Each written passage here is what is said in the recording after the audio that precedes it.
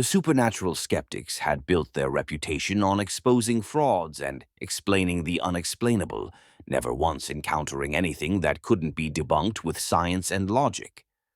But as they set up their usual array of scientific equipment in the Blackwood mansion, each team member privately wondered if they'd finally met their match with a house that had driven out every occupant for the past century.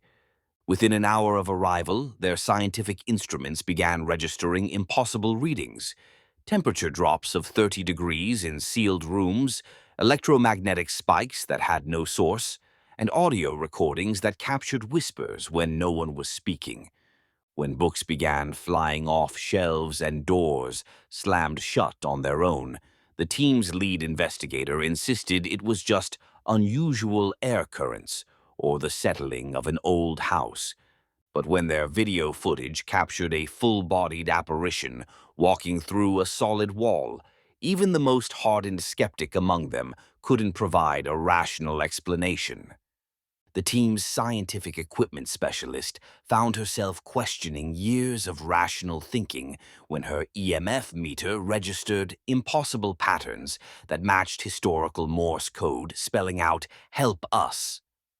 When the team's photographer watched in horror as his equipment floated into the air and reassembled itself, he abandoned both his professional equipment and his lifelong skepticism in the same moment.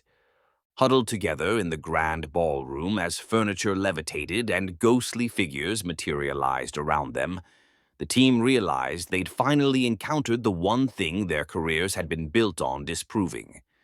As they fled toward the exit, the mansion seemed to come alive around them, with walls that bled and floors that shifted, while the front door remained stubbornly locked by forces they couldn't see.